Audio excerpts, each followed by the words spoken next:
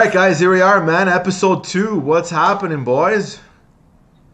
Hey, Sebastian. What's going happening? on? Yeah, so we have Dean Lang, and Tony. Okay, and I'm Italian. This is embarrassing. Tony, how do you say your last name? Rastiopo. Rastiopo. All right. Rastiopo, So, yeah. so we have. Before you begin, I Yes. feel like I'm in a mobster movie right now. I don't know if you know this or not, but I'm surrounded by all the Italian boys here. Hey, man. So The way it works. Dean Lang, tell us about your Italian background. Because Well, by default, Lang is not like an Italian name, right? No, Lang is not. But my mother's maiden name is Rodolfi, Oh, and oh. both her parents are Italian. What part of Italy? I'm not sure. I mean, like their Italian background. I mean, my grandfather was born in Italy. My grandmother was born in Canada. I think my grandfather moved to Italy as a young adult. Oh, nice. Have you ever been to Italy yourself? No, Okay. no, he was going to take me right after I graduated high school, but then he had a triple bypass that summer, and it just couldn't happen. Oh, well, there's still time, buddy. I was in Italy a couple years ago. I want to retire there. But let's move to the other Italian at the top. Our guest there, Tony. What part of Italy are you guys from? We're from Puglia. Oh, Puglia. Nice. man. Nice. Yeah, so kind of southeast, I guess you could say. At the heel, right? Yeah, not that far down though. More central. Okay, right at the back of the ankle, the Achilles. Yeah, the Achilles. So I guess you know what? Yeah. Since the three Italians here, it's got to be our bocce that we play that translates to cornhole, I guess, right? 'Cause Right? I think so, because honestly, I'm a really good bocce player. I'm not gonna lie, and it's like pretty much the same. But anyway, so I just wanted to kind of. So we got these two guys here. So I mean, I don't want to call Dean like an up and comer, but Dean, you kind of are here. Like you're one of the top guys, I would say, that we've played with throughout. But I seen you kind of like the last couple, even year and a half, progress. And Tony, I think you're honestly an up and comer guy. Like I met you, I think it was last year. You came, George invited you to my backyard. I didn't really know you. Said hi. You kind of started throwing bags, and all of a sudden this guy's throwing lights out. I'm like, who is this guy, Tony? Man, like coming out of nowhere, throwing 4-baggers in the dark. Remember, it was getting dark. But maybe what we'll do is let's start with your story. So like maybe Dean, you could start first. Like, how did you get started in cornhole? When was like your first introduction? Maybe just talk about your story a bit, kind of when you started and where you're at right now. Well, What are you drinking, boys? Before you start. Sorry, Okay, Dean. before you start, yeah. What do you got? I got Creemore here, IPA. I got a can of old style Pilsner. Nice. Mr. Tony, you got some French stuff there, right? Yeah. I Little got Kronenberg. something special for Dean, actually. I got Dean. You Oh, no, remember Dean. these? Oh, Do you remember How could I the forget sessions? I we're drank that for about 3 months straight. Okay, we're gonna talk about that a little bit later, but yeah. So get into like your Oh, story, yeah, go ahead. how you got started. Let us know. All right. So with me, it started on a road trip in 2017. I had picked up a copy of the Anything Goes CD, Florida Georgia Line. There's a song Sundays that references cornhole game. So I heard it when I was driving along the road. Then I was at a Cubs game, and I ended up sitting next to a woman from Florida who explained what cornhole game was. I'm not sure how we got to that topic, but yeah, it was like a beanbag toss kind of thing, which I had dabbled in that as a kid. And then I saw it being played at a bar in Denver a couple days after that. So I came home. Unfortunately, there was some messy personal stuff, and cornhole got kind of put on the back burner. And I started excelling in rec league soccer, so really kind of got put on the back burner. But then through my participation in soccer at Rim Park, I saw the ads for drop-in cornhole at, Rim Park. So I started going to that at the beginning of 2019. And when I was there, I met Richard Goldbeck, who we all know as Dickie. Mm-hmm. And he told me about the league at Edelweiss. He told me about the tournaments. So I started going to those. And now we're 2 years later. The rest and is history. The rest is history. So wait a second. Italian playing soccer? I don't know. Who knew? Who would have But thought it's in our that? blood, man. I bet you. I played soccer my whole life growing up. Yeah, those That's were the great. days. So Tony, how about you, buddy? What's going on? I've known Tony for like almost 9 years now. Yeah. From Still Pitch. So for me, it was all about. So I was a Bills season ticket holder for 4 years, and Which we we're used to gonna always talk go down about. to Buffalo, right? And I mean, we would just play in the parking lots, right? Meet up with people and play cornhole in the parking lots. We would washer toss cornhole. That's what we used to do, right? To tailgate. And then Matt, who you know well, Yep. right? He's one of my best friends, and he's like, George and the boys, they all play cornhole after baseball, right? And this was after I wasn't playing with you guys, and I'm like, seriously, like they play every day? He's like, yeah, they play every game after baseball. And then he told me about the Toronto tournament that you guys had in March, but that was, I guess, over a year ago. Yep. So I came out to that night, and that's kind of how I got hooked on actually playing competitive cornhole. That was just before that was the night before the pandemic. That was the night before we were going to go down to Ohio. Right.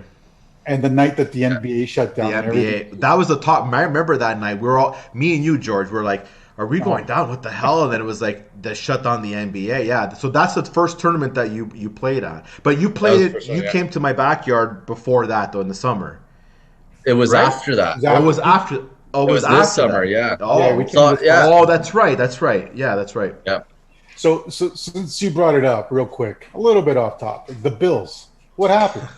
I don't want to talk about it, George. Come on. All right. You know what? Well, I'm sure Dean will tell AFC Championship game. We're not upset. We're not upset. Absolutely. We had a good year. Yeah. So add a few more pieces into next year. Absolutely. So are we going with the Chiefs or what? For the Super Bowl? Yeah. I don't know. Really, I don't know, man.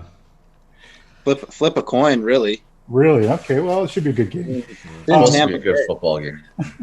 So Dean, over the last few years, how has your game changed, and specifically on the way you stand and throw?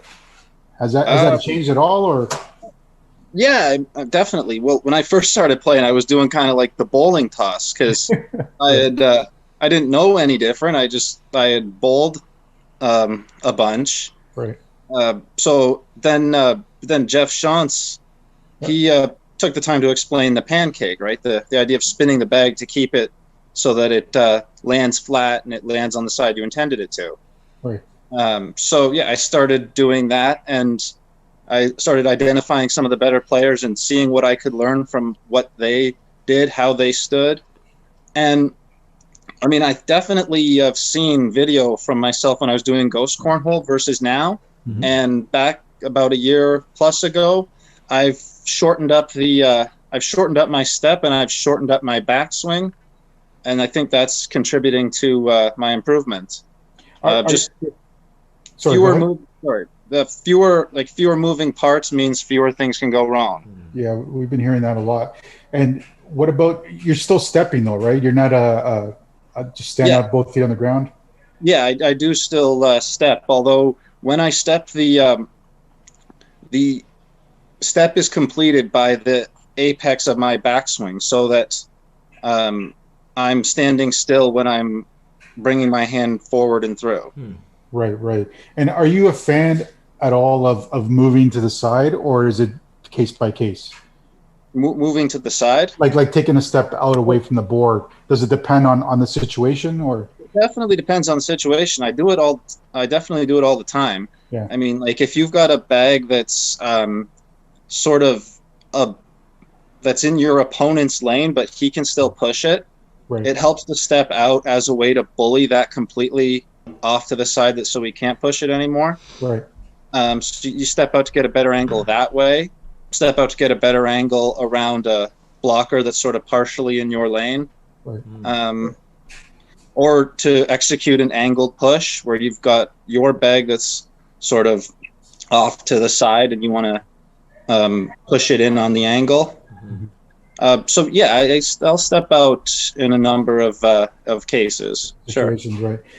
And Tony, what about you? I know last year was like your coming out year into the cornhole circuit. In what we can call nothing other than the COVID year, has your stepping changed? Have you tried different things, different techniques? Because I know you were out to a few tournaments last year, right? Yeah, I played in a few. I mean, I'm not as probably as technical thought about my throw as other people yet. I'm like getting to that point. I always threw kind of a flat spin bag, and that actually came from washer toss, right? Because when you throw washers, you try to keep them flat, and it was just kind of the same throw, right, with the bean bag, just kind of a little bit different. Over COVID, we tried a couple different things. Like I tried not taking the step and going, flat footed, but it just didn't work for me. I couldn't get any good rhythm going. So that's why I still like the step personally. Yeah, I used to be a stepper too, and it was kind of translated because of softball, right? Because I just for whatever reason, like for soft, I have to step, and I was doing that with playing this, and I'm still was good, but I started to not step at all, just have like the one stance, and it's kind of helped my game a lot. And so I think that like maybe like kind of wanted to ask both of you. I mean, I know Tony, you're still kind of new, but you've played. Maybe you can give a perspective to like a new player coming. But to ask to both of you, like a new player that's maybe never played before and thinks that, because like we all know, everyone's like, oh yeah, cornhole, put a beat, it's the easiest game, no problem. But then they make that first throw and they're like doing the tumble or like the bowling, right? Or they grab the bag like this and they're like, right? So as far as like if we could give maybe like a tip, like or a suggestion to like a new player, like. How do you grab the bag? Like I kind of have, I guess this is called like the butterfly, or like kind of middle of the bag, and I try to like kind of grip it so that way when I release, I can have the spin. I can release with my hands coming out so that the bag spins and lands flat. But what would you say to a new person coming out? Like how should they hold the bag, or like what do you do and what could they do? Right. Okay. So the bags are two-sided, of course. And you want to put your forefinger spread out on the side you want to land down, and your thumb should be in the center of the side you want to land up. So like that. And then you want to spin the bag right at release. And I mean, that's consistency begins and ends with landing the flat bag. Okay. Right. So you don't want to grip the bag too tight either. Just like a firm, sort of comfortable grip, but you don't want to squeeze it at all. Just a natural grip. So you don't squeeze the bag. I don't squeeze it. I mean, it's a firm, like I stop short of squeezing, just a firm grip on the bag, because the harder, you want it to come out of your hand smoothly, right? With like less variation, because you don't want the bag to be like tumbling kind of in the air. Like you kind of want to keep the bag as flat as possible so that you want to land on like the sticky side or like the fast side. That's right. Yeah, you want it to land on the side you intend it to. That's right. That's exactly it. And what about you, Tony? How do you grip your bag? Yeah, I would say I'm kind of similar. How do you grip your bags, Tony? It wasn't plural. You're right. I would say I'm kind of the same. Like I don't really have a strong grip on mine, but it's the same thing. I try to keep my bag as flat as possible when it's coming out. So I don't grab hard. So butterflies, I try to keep it flat. So I guess I would say keep it a little bit more tucked in my palm. Right. And then it's all in the snap of the wrist to get that spin, right? And keep that consistency. And what about the seam? What do you guys? This is a big. I'm curious to see. I don't know if you guys. I posted the other day on one of the groups about the seam, but yeah, I'm curious to see what you guys think. Or say. I'm not concerned. I'm not concerned with where I pick the bag up particularly. Right. I mean, the bag is square, so it's all the same, really. It's just I think the seam is more just like a mental thing for a lot of people. Right. I've never noticed a fundamental difference whether you grip the bag at the side, whether you grip it at the seam, or at the opposite end of the seam. It really doesn't. It's just about personal preference thing almost. Yeah, personal preference, the comfort of the grip. I mean, it's so much mental. But if it's mental, I mean, that could be a big part of the game as well, because for whatever reason, I like the seam inside my hand, personally. Right. Yeah. If it's like this, it bugs the shit out of me. I just can't throw. And after I throw the bag, in my head, it's like, it's because I didn't have the seam inside. You know, you get in on yourself. You're so, like mental thing. For the mental part, yeah, it just feels right. And I'm not saying it makes me a great player. It's just for me, it's part of my routine. You know, it's just part of my routine. Just like some guys in basketball, right? They need to bounce the ball 3 times. They need to flip it up, right? It's part of that routine to throw, right? So, how about you, Tony? Does the seam matter? To me, I'm the same as Dean. I don't pay attention to the seam. Interesting. Seam don't matter to me. Yeah, I don't really pay attention to where it is on in my hand. What about you, Seb? So for me, it's seam out. Like, so I always basically the seam is away from the palm of my hand, right. And I think it's a mental thing too. It's like it's not that it matters, but it does to me. It's like if I throw with the seam in, like I never do, and I mean maybe by accident, but like I try to. It's like I have to have it out, and getting back to like the mental thing. So I actually asked this question because with I have my bags that I make and sell, and I decided kind of as a rule or not a rule, but I didn't want to have the seam. Like most bags have the seam kind of on the top. And I've kind of put mine on the side, right? It was part of like a design feature.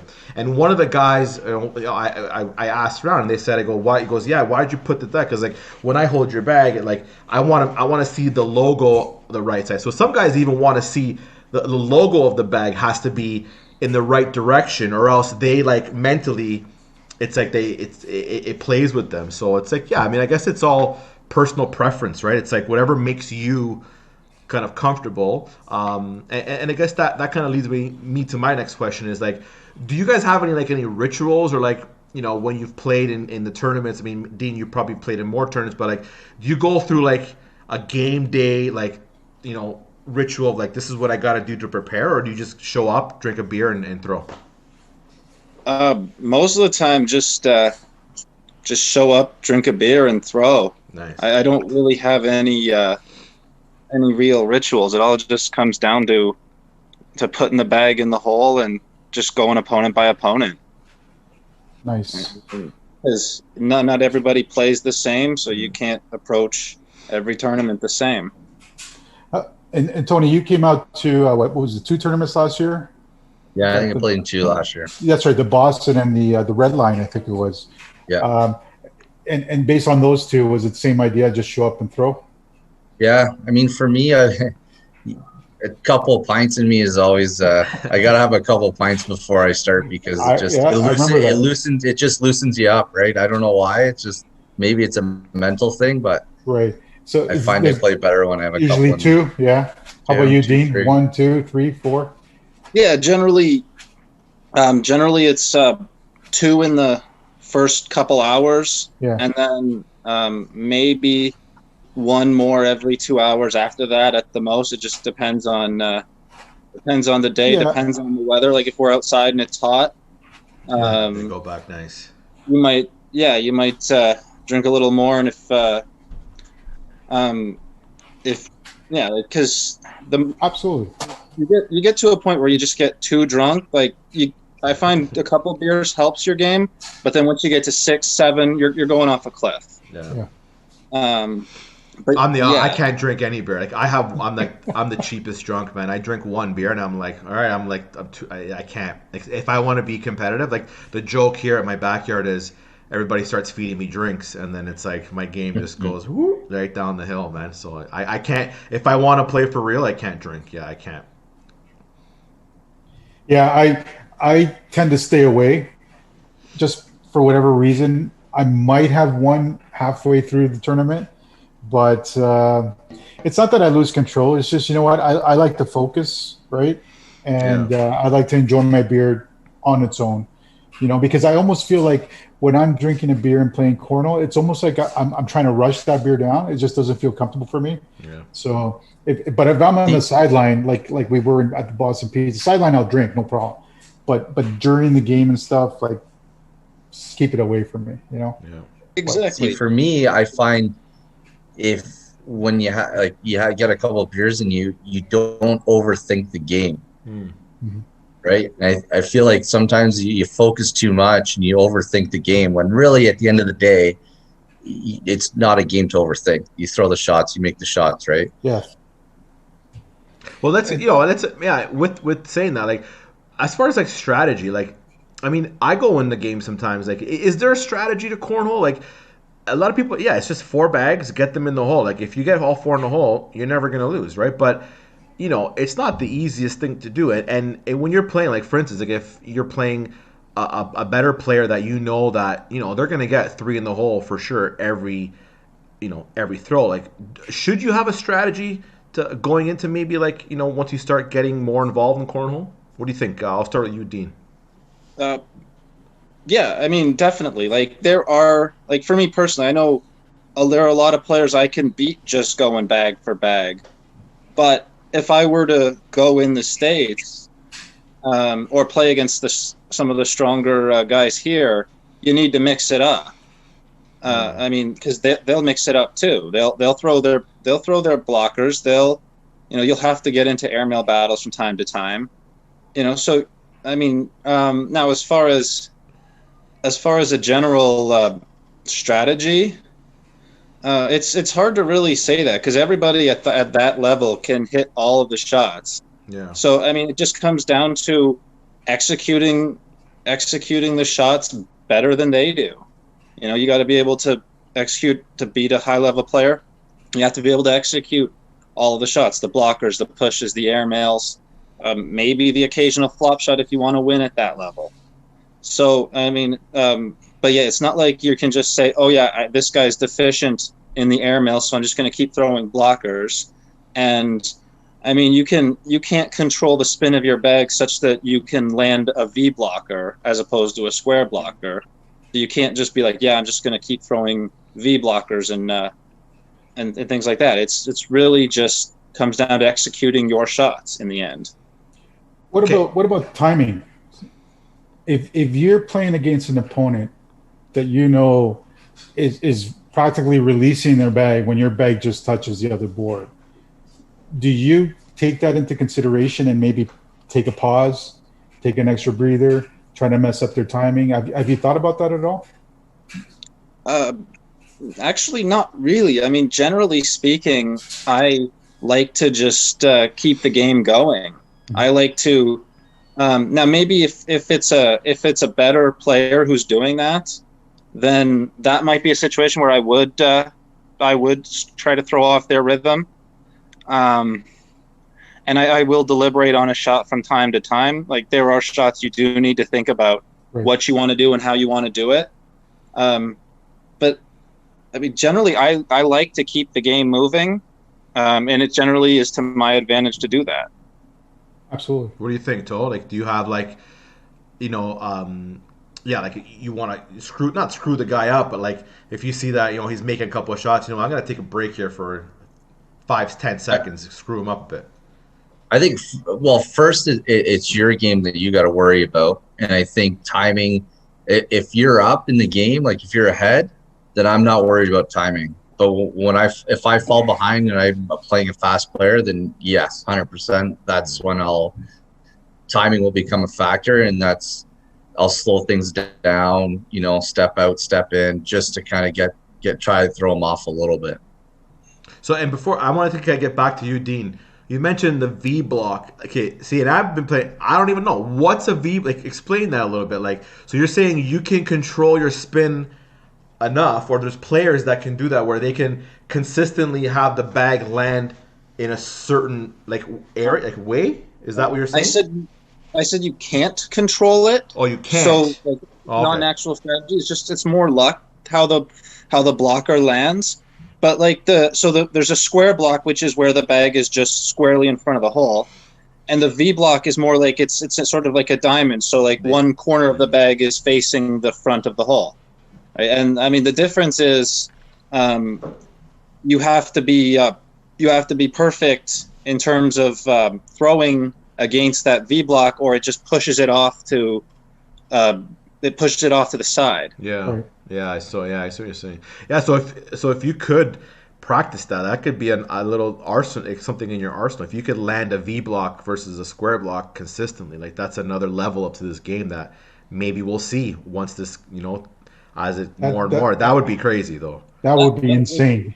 Yeah, can you imagine? You could like, I'm gonna V block right now because that's how good I am. Like, and you know your bags that well, and you'd have to play. It'd be crazy. I don't think it'd ever happen. Like I don't know. We should put it up on our socials. Do you think that you could get good enough to V block? We'll see, man. Let us know. I want to touch next on virtual tournaments. Yeah, 100%. We all know virtual tournaments are nothing like the real tournament, right? But for some reason, for me anyways, and I've heard this from other players, once that record or once you go live, just, everything just changes. Because pre-live, you can be throwing 80, 90, even touching on 100. But for some reason, just do the nerves kick in on you guys? Because I know you guys have been part of virtual tournaments. Does that change at all? We'll start with you, Tony. I think it's all that's all mental, right? I think that's like that with any sport, right? Even when you're in a live tournament before you start the game, it's all in your head of whether the nerves are coming in or not, right? That's why when everybody throws their first two ends before they start live, and I think that's just to get when it's live, just to get those little nerves out, and then it's just throwing bags. Right. For me, like when I did the virtual, I purposely did try not to get a 4-bagger because I'm like, if I get a 4, I'm not going to get another one. So like, no. But Dean, go ahead. When you're playing virtual, what? Yeah, when I did my down and back, I did the same thing. I always make sure I throw one bag off. Yeah, just because I don't want to be like, I don't want to throw 12 packing it down and back. Yeah. I always did that. Yeah, I mean, the camera going on does add a little bit of nerves. I mean, it's maybe just the first end, really, and then you just settle into a rhythm. Right. I mean, it's always, nerves aren't a bad thing. It shows that you care, but at the same time, you just have to harness them, and you have to just know that it's still always just cornhole. It just comes down to putting that 1 pound bag into that 6-inch hole. Well, that's probably like with every sport, right? Like that's what's going to separate the elite guys, like the guys that are in the NHL and NBA, NFL. Like they usually say, like they can zone out like 50,000 people yelling and screaming where they don't even hear the crowd, right? So that's what I think the mental aspect, like you're saying, Tony, about the game, where you need to. That's what's going to separate the best from the best, right? And it's going to be awesome to hopefully get playing again soon, and we can find out who the best of the best is. And on that same note, what about music? Does music affect you? Do you need music? Do you like it quiet? No difference? I know, Tony, when we were at Baseline, you had said to me, do you mind if I throw on some music because I need music in the background? I'm like, yeah, absolutely. Whatever works for you. Yeah, I prefer music. It's just, I don't know, it just keeps you level. I don't know. I like having music on, but I like having music on no matter what I do. That's just part of my personality, my nature, right? So. And is there any specific playlist or genre that you prefer? I'm a country music guy, so. Nice.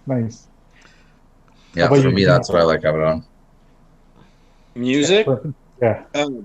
I'm not really that concerned about it. If it's on, I can go with it. If it's not on, I'll go with it. It's now. I mean, and when you get to ESPN and that kind of environment with the lights and the crowd, then that might be a situation where I consider putting in some headphones, try to tune that out as much as I can. But yeah, generally speaking, like when we're just doing tournaments here, I mean, there's usually music playing anyway. I can remember very few times where the radio's not on, or like at Sebastian's tournaments, he always had there was always a DJ playing music. Yeah, that was it's pretty much always on anyway. Yeah, we did that on purpose because we wanted to get you off your game so that we can actually win one or two, man. Well, it didn't work. It didn't work. No, it didn't work. No. Yeah, go ahead. No, I was gonna say So kind of staying on the topic of like throwing ghost or like virtual deck arounds. Like we were kind of chatting about this earlier today, George. Like there's kind of a big. I'd say it's a big thing, but like people say, oh, if you can throw like 90 to 100, like that, like you're a pro player throwing like a deck around. What do you guys think of that? Like, is like a deck around just practice, or like is that a true measure of like somebody's like skill level, or should we just put that as like that's just practice, and really your skill level is when you're playing against somebody else, what do you actually perform like, and what's your record against like a multitude of players? What do you guys think? Well, deck around, it's a practice tool. I mean, I think better players over time will get better scores in deck arounds in general, but it's not guaranteed to be the case. Right. And I think it's a natural rhythm to I throw, you throw, I throw, you throw. But when it's in deck round, it's always you throwing, and that was something I struggled with for a long time. Was nothing to slow me down. Not having that other player to slow me down, to take that beat in between my throws. And I don't necessarily think it's a true. It's not. I mean, the best players in real life, in the virtual tournament, the virtual blind draw we just had, they were the best players in that tournament. So, I mean, it usually does come out, but not always. I mean, because you never have to contend with a blocker. Right. You never have to throw an airmail. You never have to try to flop a bag or roll a bag or cut a bag, because it's always your bag. You never have to deal with your opponent's bag in a deck around. Yeah, I guess it's just become a thing to speak about more and more because of COVID, right? Because everybody's been playing on their own, at least up in Canada, because in the States, we're still seeing tournaments almost every weekend. We're still seeing league nights 3, 4, 5 days a week, right? So, the best is just getting better and better, right? Which brings me to my next point. Dean, Tony, what do you think it's going to take for, in general terms, Canadians to get to that level where the Americans are at? Besides a lot of practice. and like probably a lot of tournament. We need to play. We need tournaments. Yeah, right? I think that's the biggest piece of the puzzle. It's all at the end of the day, it comes down to competition. That's how you get better at anything, right? It's competition. I mean, down there, it's a different ball game, right? And I mean, I've only been playing for a year and a half, let's say, realistically, and when you watch ACL on TV, it's a different ball game down there, and the competition's unbelievable. So I just think up here it just needs to grow. It needs to grow. Yep. Yeah, you need to play against players that are close in skill. You need to play against better players. I mean, we're going to need to go down to the States a few times, and we're going to need to play against a lot of those guys. Mm-hmm. It's consistently playing against a high level of competition. That's what's going to get you to that level.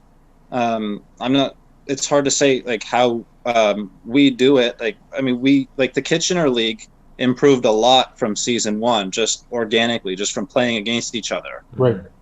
But yeah, to get to the level of the cream of the cream, you have to play against the cream of the cream. You have to. So there's no substitute for learning up close. Mm-hmm. You have, and a lot of times you have to lose matches to learn from your mistakes. I mean, it's like I know personally that I'm not a perfect player. I mean, I've won a lot more than I've lost the last 6 months, but I make a lot of mistakes, and if I go down to America, I'm going to get punished for them a lot more. Like if I can't afford to miss the board twice in an end down there. Right. I can't afford to throw a 4. Well, not very often. Right. It's going to be hard to overcome that. It's hard to overcome giving up 5 and 6 points in an end to a better player. Right. Yeah. Right.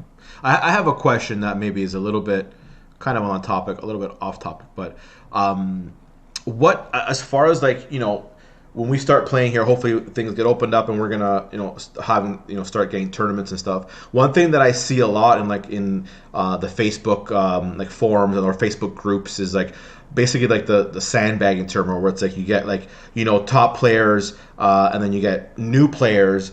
How do you what's a good strategy you think? For leagues out there that are like just maybe new starting out, they're going to have like new players come out, and there's going to be like that 1 or 2 guys that are just going to be like levels above everybody else. how do we do this in Canada? Because I know it was in the States, they're still having issues with it. How do we do it so that we can grow the player base, get the skill level up, and not have people feel like, oh, this is like it's a waste of time. Like, I'm not just going to get beat every game. Like, what's the point? Like, how can we keep people engaged so that and then with that, have the players that want to play competitively and crush people, like have them like excel and be playing against the top players? What do you think is a good way to marry the two? Well, you need to have a tiered league if at all possible. So like an advanced, competitive, intermediate, whatever, like 2-3 divisions, whatever is possible with the players you have. That way everybody gets to play against people that are closer in skill. But it doesn't hurt for new players to see a higher level of the competition. I mean, when I first started, I was getting beat by guys like Jamie and Steve and Scott, Corey, Jeff, those kind of guys. I was getting beat a lot by them. You have to accept that you're going to take some lumps against better players in the beginning, right, and learn from them. Ask them questions, and and I mean, so some of it falls on the attitude of the new players. If they go, you go to cornhole as a brand new player, you can't realistically expect you're going to be better than people that have been playing for a year or 2 or 3. It just doesn't work that way. And if you're not willing to take your lumps in anything, well, how are you ever going to get anywhere in life? I mean, anything everyone's good at, there's always a time when they weren't good at it. You know what? You're absolutely right. When I was coaching my son's baseball, when they were little kids, they were 12 and 13-year-olds. Our big event for the year was go to the States and play a team in the States. We would get demolished. We would get hammered. During the season, I take them into tournaments that are above their level, right? They were a single A team. We'd go against a triple A team. And the parents would be like, why are we doing this? Why are we doing this? And we told them as a coaching staff, just hang in there, because when we came back, all those bumps made us so much stronger against teams in our division, and we slowly moved up the ranks. To your point, Dean, you have to play those bigger players. Those better players. You have to accept the fact that you're going to lose games, but that's how you're going to get better. And I'm also a strong believer in talking to them, because the cornhole community is a great community. Mm-hmm. Everybody enjoys talking cornhole. We're just throwing beanbags, having a drink, right? And everybody wants to talk. I've never met cornhole players that really, don't bother me. I don't want to talk to you about this and that, right? Everybody's great. And that's what I love about the sport as well. Yeah. I do think, though, that there needs to be like in league nights, there's got to be a different kind of structure, right? Like, I remember when I joined playing squash, I was new into squash and not, a great player. And the ladder system is always a good system to work, right? You got to work up the ladder. You can only play either someone that's 2 head spaces ahead of you, right? And you got to work up the ladder and see, and that way you're playing competitive games, right, as well, right? You're not always just playing the top guys and, just getting crushed out there. You have to be able to play those competitive games. So whether you structure a league where you have your league night, then after is, free play for a ladder, and you can try to move your way up the ladder and see who the top in that league is. And, and then as weeks go, if you started at 16 on the ladder and you worked yourself to 10, like you're progressing, right? There's got to be shown progression somehow. I had this because we're running leagues out of the Toronto and Barrie or COVID stopped that, but like tournaments. But I had this idea of having and it kind of goes back to the deck around, like having like a deck around as your kind of entry level, like doing like deck rounds, and then based on that we put you into like a certain category or a certain level. But then it's always hard because you can always not throw good if you want to play down. But I guess to Dean's point, like if you're gonna come and this is kind of a message to anybody watching this who maybe is new and maybe is like thinking about getting in, like you just gotta come, you just gotta do it, because I feel like once you throw that first bag, who cares if you get? You got to come to the first tournament and be like, yeah, I'm just gonna throw bags, have some beer, and then like Dean said, like maybe look around, see these guys, like see like the Deans and the Tonys of the world, and the Georges and the Scotts and the Jamies, and like, wow, these guys are throwing, like, and watch and see what they're doing and try to learn something. And if you really want to do it, like, you're gonna do it, right? Just come out every week and you'll get better, and you just got to keep on playing. So yeah, just point. Absolutely. Yeah. So let's go back to your beer, Sebastian. Okay. Yeah, well, I think 2020. So I think we should get him to sponsor our podcast. What do you think, man? Well, definitely sponsor Dean, that's for sure. Okay, so let's just, because the reason why I'm drinking this today is because of you, Dean. So we had our Muskoka tournament, and at the Muskoka brewery. I forget the name. Oh my God, what's the name of that? Lake House. Lake House. Clear Lake Brewery. How can I forget? It's on the freaking Lake, yeah. And you know, they came up to us. We wanted to do something there for them, and they offered, said, "Listen, what do you think will be a cool prize?" I go, "Well, I don't know. Like, we can give out some beer." And he's like, "I remember the owner. He goes, well, how many feet are between the boards?" I go, "Oh, there's like, I think it's 20. I know there's 27 feet." He goes, "Well, why don't we just give away 27 feet of beer?" And I was like, yeah, for sure. Why, if you want to give away 27 feet of beer in cases, then we'll do it. And they did, man. They held up, and we had awesome fun. And Dean, like, I think, how many cases of beer did you honestly win? So we had a couple competitions. We had, I think it was an airmail or a 4-bagger competition, right? It was a 4-bagger competition where you had to, you know, how many points per 4 bags, and then or 8 bags. Like, how many cases of beer did you win that day? Yeah, Justin and I walked away with 10. That's crazy. Did you guys like drink them all, or did you like sell them on your way down to pay for your gas? Justin and I sold one case when we were down there. I'm not sure what he did with his remaining cases. I drank most of mine, actually.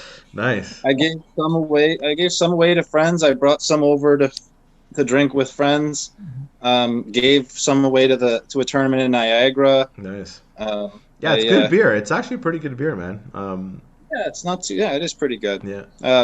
That beer lasted me a good 3 months. At least at home, I didn't drink anything else until December. I might have to reach back out, and we might have to do another one up there this year and say, hey, man, like, let's do the annual 27 cases of beer tournament. Yeah, that was a good tournament. We had all sorts of weather conditions as well, and that plays into effect as well, right? When you're playing outdoors. Yeah. I know that Dean likes his slide rights, the red ones that he has there, right? They held up all day long, and those bags were very victorious for you, to say the least, for sure. Oh yeah. And I saw on Facebook you got some Reynolds bags as well, right? Custom ones. Yeah. Have you had a chance to throw those? Yeah. I mean, I'm still getting used to them. The yellow Freedoms are pretty broken in. But I'm still getting used to those bags. I have an issue with them tumbling over the hole sometimes. Okay. The Blue Pro X's are not they're not very broken in yet. I'm gonna need to wash those or something before I throw them again. They're too hard to work with at this point. But yeah, I like that they have a little bit of a stickier side than the All Slides do. I mean, the other side is lightning fast. It's probably just as fast as the All Slides fast side, if not faster. Right.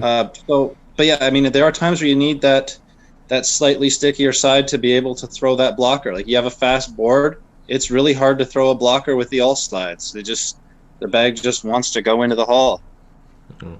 Right, and on that same topic, so to a newcomer who's never played before, are all the bags the same?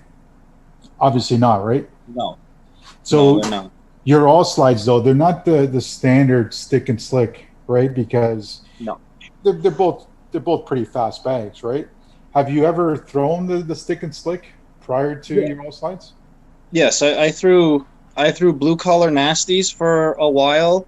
I threw the primitive Octane Apexes for a little while, and those had a sticky side and they had a fast side. Right. But yeah, like I mean, and they're just a complete departure from the all slides because those bags were pretty small. Right. Like if you put one of those bags on top of an all slide, you can see the red all slide all around it. Right. Like it's a smaller bag, and the weight is a lot more concentrated in the middle as opposed to the all slide, which is a more evenly distributed weight bag. And then more and more bags are going to that because it's the best way to go. You're not going to get bags that have that heavy weight concentrated in the middle of the bag anymore. It's kind of obsolete in the game today. Right. And Tony, I know you like your stick and slicks as well, right? And that tends to be your bag that you go with. Right, Tony? Sorry. Oh, sorry. Cut out there for a second. Yeah. I didn't even hear you. You cut out. I didn't even know you're talking to me. Your preference in bags, you like the stick and slick, right? Yeah, I do. Yeah. To be able to go back and forth. Yeah, I've been playing the Octane, the whole shots the last little while, but I really haven't ventured out, so I can't comment on other bags until I get to that point where I start venturing out and trying different stuff. Right now, this is what works for me, and we'll yeah, and as it goes on, we'll see what happens. And it's tough, I guess, for a lot of us that are restricted to trying to play at home. I know Sebastian's playing in his basement with that 8-foot ceiling. And I don't even have enough space for that. So yeah, it's tough. So, I don't know what we're going to be doing this year. Hopefully things pick up.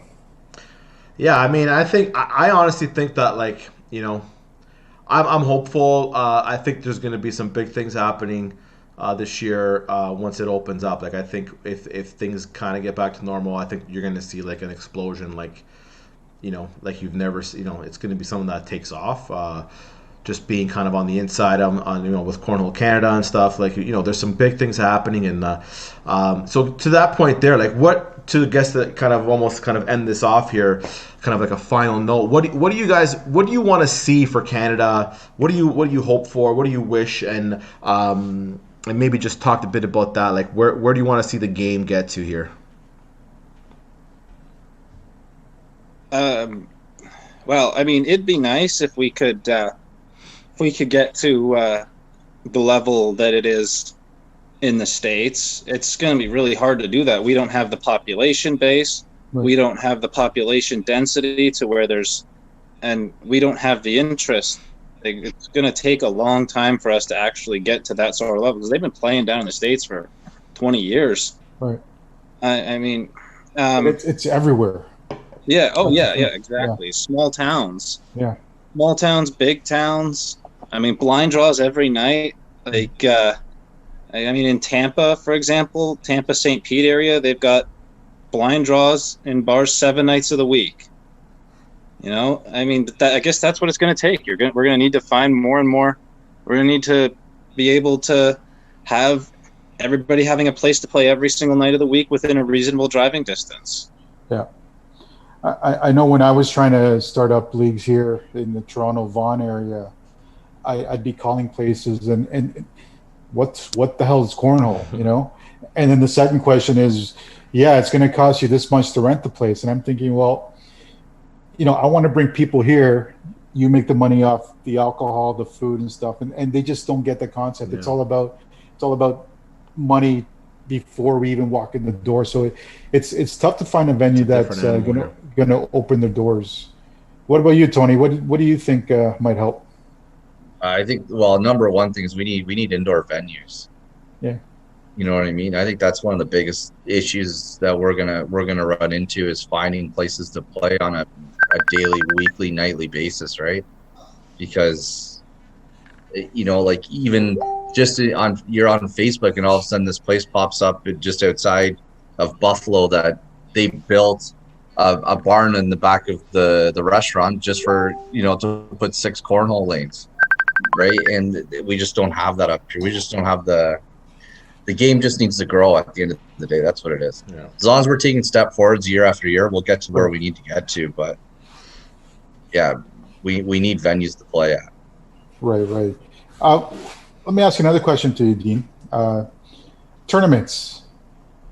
What would you like to see more in tournaments other than more tournaments? Is there anything that you prefer, like as far as the way they're run, singles, doubles, different tiers? How can we attract those top tier players to come out to tournaments in general?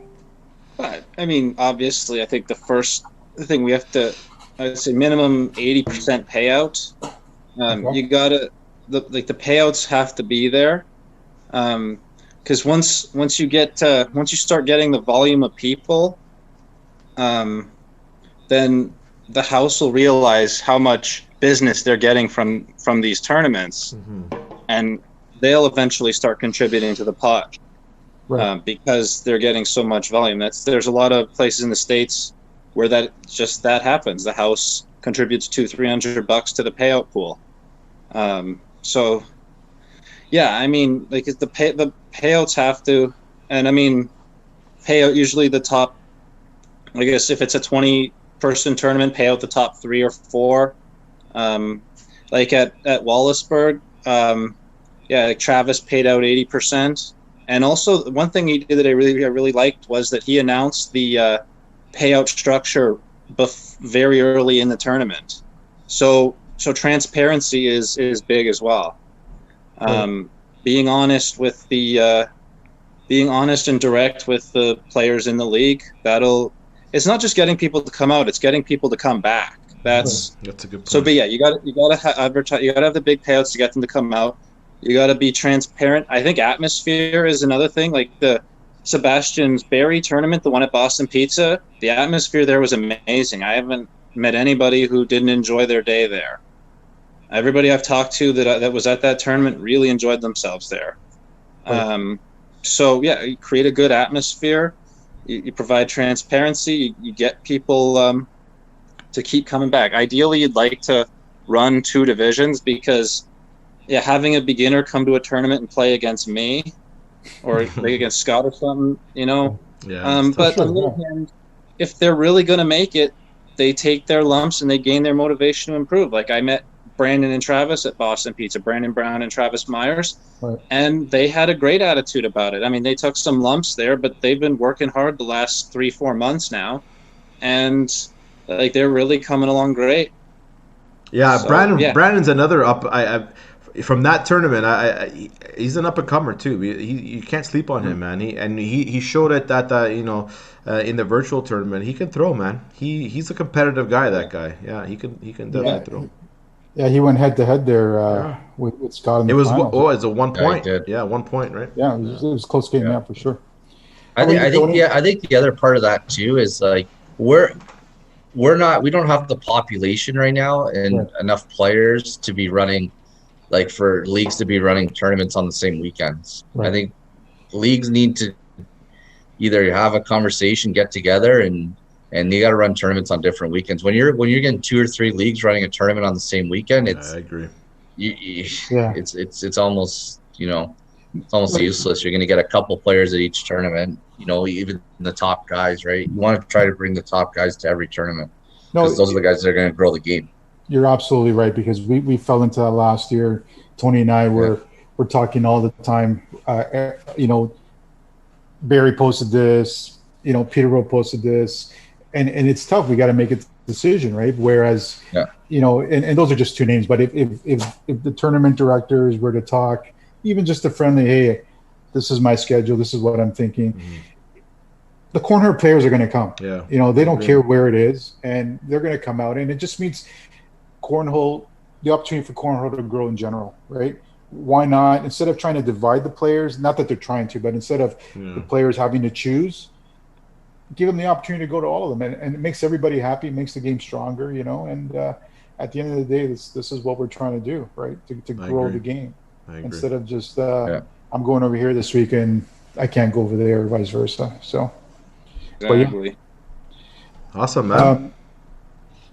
We want to thank you guys for joining our podcast here at Northern Baggers. Yeah, and, thank you so much. You guys made it, man. We're episode 2, so we know we're not stopping. We're gonna keep on going. Now that we got this one in the bag, it's like I think that's it, man. We're gonna be rolling with these. So we'll have you back again, and we'll do this again sometime. But yeah, thanks for coming on right now and talking a little cornhole, man. Appreciate it. Yeah, we're hoping Thanks, guys. this stuff gets we get rid of it sooner for the spring. Yeah. To get out there, because I'm telling you, in Woodbridge, there's a lot of good bocce courts that we can play cornhole Absolutely. with covers. Absolutely. With covers. Absolutely. Awesome. Awesome. Okay. Thanks, guys. See you soon. Have a good one.